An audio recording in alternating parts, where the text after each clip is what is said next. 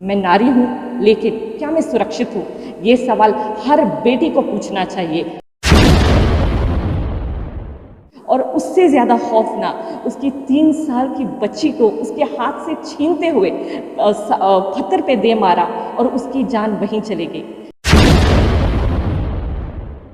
एक प्रेग्नेंट होने के बावजूद उसके साथ जुल्म किया गया, रेप किया गया, यहाँ तक कि रेप ही नहीं, उसके फैमिली मेंबर्स की जान ली गई।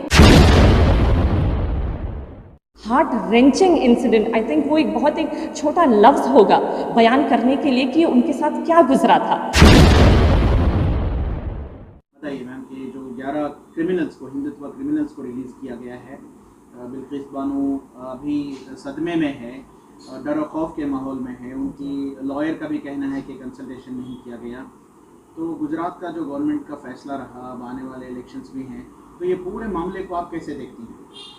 पहले तो मैं कहना चाहती हूँ, जब ये रिलीज़ हुआ, जब ये कॉन्विक्ट्स बाहर आए थे, तो बहुत ज़्यादा गुस्सा था, एक एंग्विश थी, एक सौरव था और कहीं ना कहीं एक बिट्रियल था कि हर एक ख़वातीन जो है ये महसूस कर रही थी कि शी हैज़ बिन बिट्रेड।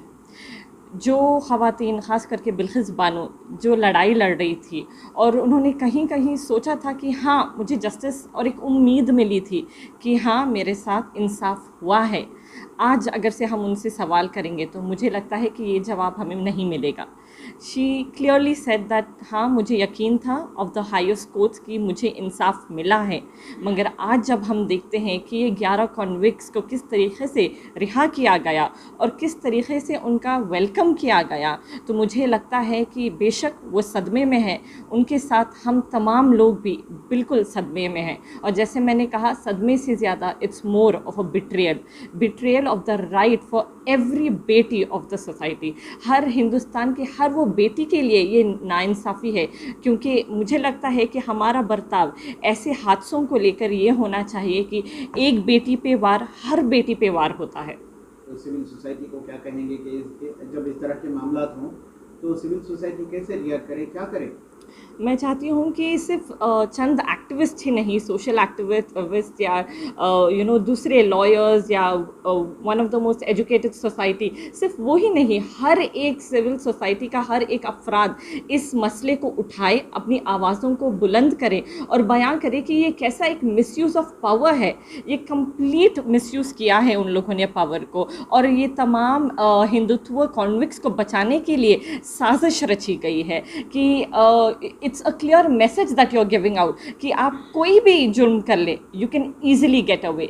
और मुझे लगता है कि this is not the right message that we are setting out for every women in our country. उससे ज़्यादा what is the message that we are giving out to the future generation कि आप इतना संगीन जुर्म कर सकते हैं and you can get away scot free even if it's taken so many years. क्या आप जस्टिफाई कर सकते हैं जो हादसा बिल्किस जी के साथ गुजरा था? मुझे लगता है कि 3 मार्च 2002 का दिन वो अपनी ज़िंदगी में कभी भुला नहीं पाएगी।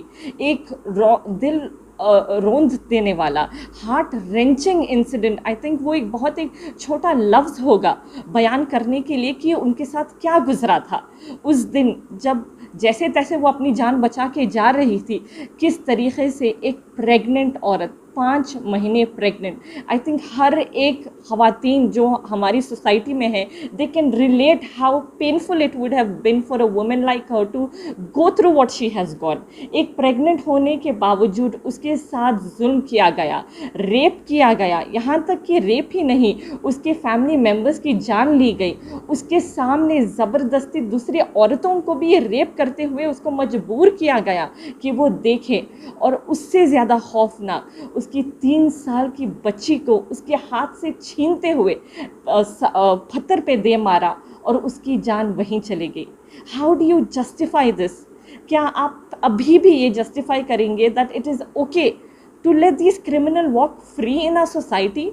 आपको क्या लगता है कि ये बिल्किस जैसी बेटी विल बी ऑल राइट? क्या वो नॉर्मली अपनी ज़िंदगी गुजार सकती है जब वो क्लियरली कह रही है कि जैसे तैसे अब मैं अपनी ज़िंदगी गुजार रही थी, कि हाँ, मेरे कल्प्रिट्स जो हैं वो सलाखों के पीछे हैं।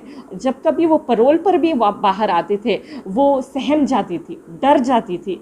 तो आपको क्या लगता है कि ये बेटी अपनी ज़िंदगी अभी भी खौफ में गुजारे? Doesn't she not deserve to live a life without fear and security?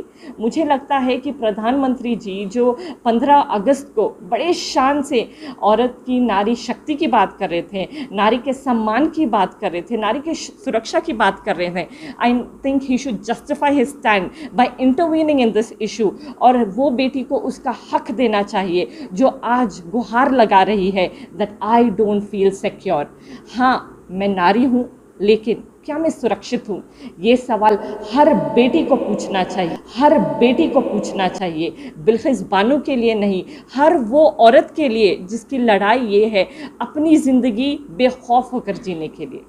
तो सिविल सोसाइटी आ गया है और उसके खिलाफ? जी हाँ, हर एक सिविल सोसाइटी का हर एक मेंबर, हर एक अफराद जो है अपनी जिम्मेदारी as a responsible citizen, without even saying that you are a Hindu और अ मुस्लिम, फॉर वंस अगर से ये हादसा doesn't send chills down your spine and doesn't make you stand up and say this is wrong, then I am sorry to say you have failed on all humanitarian ground. आप में इंसानियत बची ही नहीं है अगर से आप जस्टिफाई करेंगे कि दिस इज़ ओके। अगर से हम लोग ये नॉर्मलाइज करेंगे तो future of our country is going to be very difficult. और हमारे फ्यूचर जनरेशन के लिए अगर से हम लोगों को एक स्ट्रॉन्ग नमूना पेश करना है, we need to stand up and we need to stand up very strong.